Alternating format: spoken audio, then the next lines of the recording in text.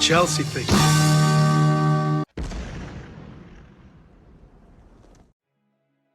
Happy Independence Day to our brothers and sisters from Brazil. Enjoy your day and God bless you. We're going to play a little game in the comment section down below.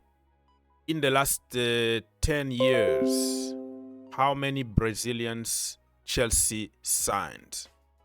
Don't Google it. Yes, I'm watching you. Yes, I'm talking to you. I see you. So don't Google it. Test your knowledge, your ball knowledge about Chelsea Football Club. So, yeah, that is a little game. And if you want to help the channel, my friends, it's very simple. Click that like button. It's not going to cost you any money. It will take you only 1 second. Okay, so you see here our Brazilians in the national team, the present and the future of Chelsea and Brazil. Look at them. Estevão Willian, Andrey Santos, João Pedro. Remember their names. They're going to be big this season. They're going to be big next year in the World Cup. All right. Pochettino, man. Pochettino, I don't know. Am I cursed or something? This guy haunted me when he was at Chelsea Football Club for 1 season. Now he keep on haunting me when I'm here in the US. This brother is absolutely crap. Last night, another loss. Well, it's a friendly game, but it's more than that because you don't even know what kind of system he's playing. What is his tactics? Always reactive, not proactive. Absolutely crap. Just the way we saw at Chelsea Football Club for a long period of time. I know that Chelsea finished stronger for 5 games under him. And even me, I wanted to keep him at Chelsea Football Club. I'm not going to flip-flop because he understood at the end how to get the best out of Chelsea Football Club. He found a position for Marc Cucurella in the midfield and all the good stuff. But my lord, this guy is getting paid $6 million a year in the US here to just be on vacation. Absolutely crap. So I hope that Donald Trump can deport, instead of deporting innocent people, this is the guy that need to go to jail or deport him immediately. You get the joke? Mark Guiu. Remember the name. I think this brother is going to be absolutely a monster if we can give him a chance, especially when Delap is not going to be here for probably more than 2 months. We have to give him a chance. I've never seen anybody press the way this brother can do. If we can rotate the team a little bit, even when João Pedro is not there, and you start some serious games with Mark Guiu. I'm not talking about the FA Cup against Lincoln Town or something like that, you know, Barrow. No, I'm talking about some games like in the Premier League. Boom, against Brentford, for example, Mark Guiu start. You give him solid 60 minutes so he can test himself with the best. So yeah, I really like Mark Guiu, and that's why I was skeptical when it comes to the brother that we wanted to buy from Celtic. What's his name again? Remind me in the comment section down below. He's still like a 20 years old, almost the same age as Guiu, so why block the way, you know, to Guiu? So yeah, Giga Bonito.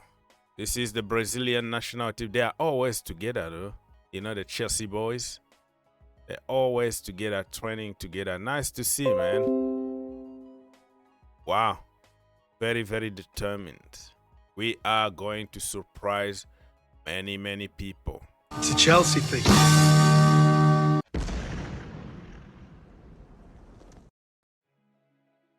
All right, people, let's move on from the Giga Bonito to Cole Palmer latest news. He said that soon back or back soon, whatever you want to put it, but his post on Instagram telling you that his recovery is going good. And I really like the fact that Thomas Tuchel didn't even take a chance to call him in the national team. You see what happened with Desiree Doué and Ousmane Dembele in the national team. They were there for for just one game and all of them are just broken. That tells you that the World Cup is going to have a lot of impact in many players. Happy for Enzo Fernandez, who didn't go to the national team. He went to Greece on holiday, relax a little bit, because you don't want to see somebody with a long-term injury. And I'm a little bit worried about Caicedo, though, because Caicedo in the national team, he's the number one, and all the time he need to start. Sometimes he's the captain at Chelsea every single game. So when are we gonna really find proper rest for Caicedo before it's too late and he got a serious injury? Fingers crossed, and let's pray that it doesn't happen to him, because I know we have options, but you don't want somebody like Caicedo to have some of the worst injuries that I don't want to even mention here, because I'm even scared of mentioning that. And by the way, I'm preparing a video for my predictions, next weekend. Predictions for the Premier League against the Brentford, and Moises Caicedo traveling from South America. He will get in London like on Thursday, late Thursday or early Friday. I don't want to even start him on Saturday. I don't want to even see him on the bench, because we have to protect him. Anyways. It's a Chelsea thing. Okay, my people, let's now go and remind you, on this day in 2022, Thomas Tuchel was sacked by Chelsea Football Club. His record at Chelsea is absolutely insane. 100 games, 60 wins, Champions League winner, Super Cup, UEFA Super Cup winner, and the Club World Cup winner. So the question is, did they pull the trigger too soon? Well, the direction that the club wanted, Thomas Tuchel was there to win, and win now. He wasn't there to develop anybody and wait for 5 or 10 years. No, he was there, and it tells you even his first transfer, what he did. He brought people like Koulibaly, Aubameyang. Marco Correa turned to be a very good player, but when he used to play as a fullback only, he was absolutely crap. Now he's inverting in the midfield and he's good. We finally found his position, so that is a good acquisition for Thomas Tuchel. Raheem Sterling still on 350k until now, and we can't get rid of him. Absolutely crap. Saul Niguez. We can go on and on and on, and you're gonna figure out that,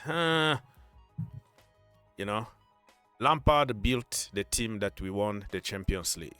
When the money was given to Thomas Tuchel to build his own team, it was a little bit suspicious. But you don't say that because people are gonna say you hate Thomas Tuchel. No, I'm stating simple fact here. I like Thomas Tuchel, everybody knows, and I criticize people that I like. I'm not a cultist. I am not a yes man applauding and not stating simple fact and telling the truth. So he did an amazing job in 3 or 4 months, because all he had to do is to do the opposite of what Frank Lampard was doing. He came with a winning mentality. I'm not going to take no for an answer. We go for it. Bam, bam, bam, bam. But now when it comes to building your own team and winning, that is a different story. Okay. This is just reminding you, under Thomas Tuchel, how much money we spent a lot of money. Aubameyang, Zakaria was on loan. Wesley Fofana, 75 million. Marco Correa, 63 million. Kalidou Koulibaly, 34. Raheem Sterling, almost 50 million. Niguez was on loan. Lukaku was almost 100 million. Bettinelli was on free. Yeah. So the only hit here is like Marco Correa. The rest, Lord have mercy. Okay, let's move on very quickly. Stay tuned. We're going to discuss about Nicolas Jackson very soon. Reece James is one of the best in the world. Many players, I'm not going to say every single player, but many players, every time when they ask them, what was your, like worst opposition or worst nightmare, they always say Reece James. Mamouche is the latest one to say, oh my goodness, that Reece James guy is absolutely a beast. Vinicius Jr. say the same. Leao say the same. Phil Foden say the same. Now it's Omar Mamouche, Jeremy Doku, and many other players. So this guy, we got him on free because he's from the academy. Imagine if we didn't give him a chance. We were not patient. What was going to happen? Even Chaluba, look at how much money he saved us. Reece James saved us at least 70 million, and Chaluba saved us more than 50 million. Andrey Santos, the bid was rejected by Chelsea. A team from Saudi Pro League came knocking the door. They're still even knocking the door because their window is going to end tonight or tomorrow. I don't know when. So Chelsea said no, 59.5 million euros, and Chelsea said no.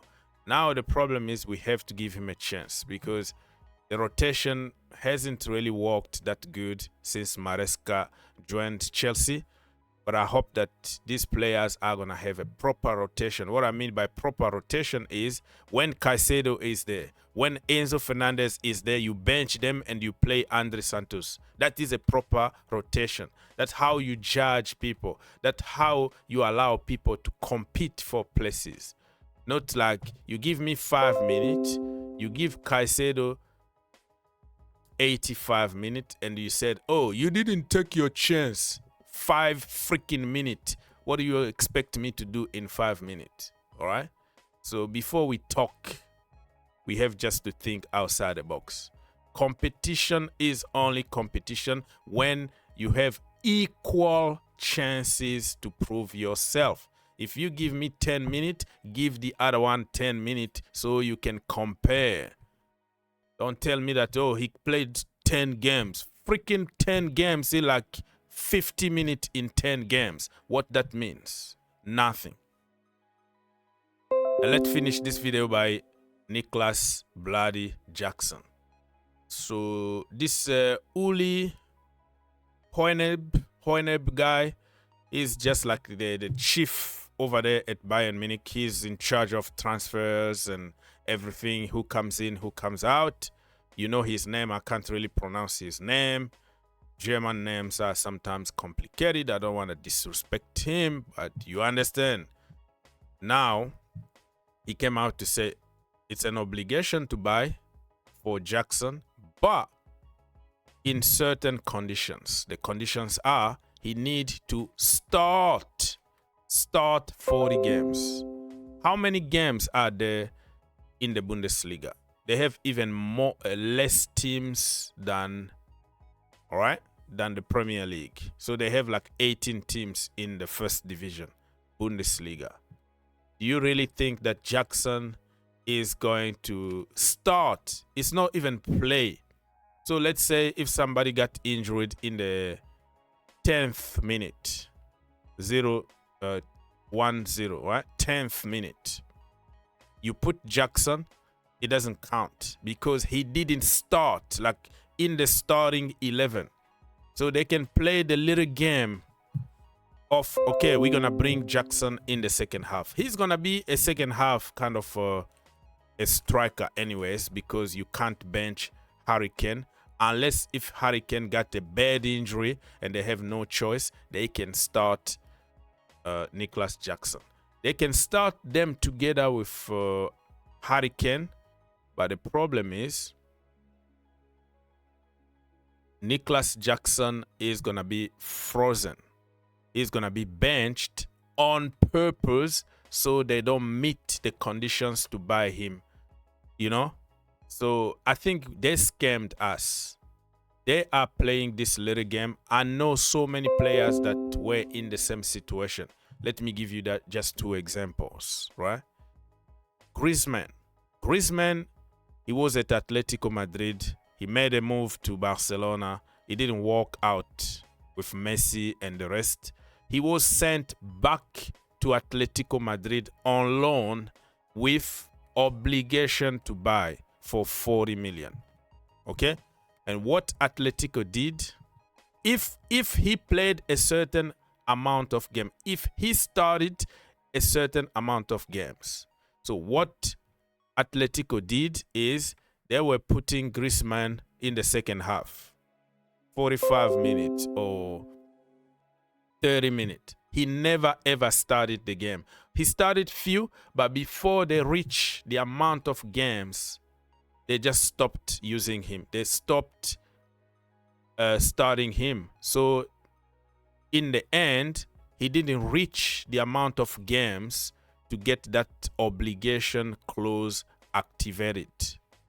So what happened is Barcelona ended up by negotiating another price with Atletico Madrid. Very, very cheap. So I think it's the same tactics here. What's going to happen is Jackson is not going to start 40 games. It's impossible even in the normal circumstances. But now they are going to do it on purpose so they don't activate the obligation to buy. And what's going to happen in the end of the season is if they are happy with Jackson, they want to keep him, they're going to come on the table with Chelsea and say, hey, buddy, let's negotiate again that contract. So it's not going to be 63 million obligation anymore. It could be 45 or 50 million. So they're going to get him on cheap, but depending also on how good Nicolas Jackson is going to perform in the few minutes that he will be given on the pitch. So I think they played with us. And for 16 million loan fee, Jackson and his agent paid 3 million of that. So it's not exactly 16 million. But for Chelsea, it's 16 million. We don't care where the money came from Bayern Munich or from Nicolas Jackson camp. The money came to Chelsea Football Club. So we don't care. It has nothing to do with us, all right? Anyways, people, that's all I got for you. God bless you. Smash the like button, and I will see you next time. If you enjoyed the video, make sure you subscribe If you really like the video, make sure you subscribe and turn on your notification. and turn on your notification. For more videos, click here, and to subscribe, click here. What are you waiting for?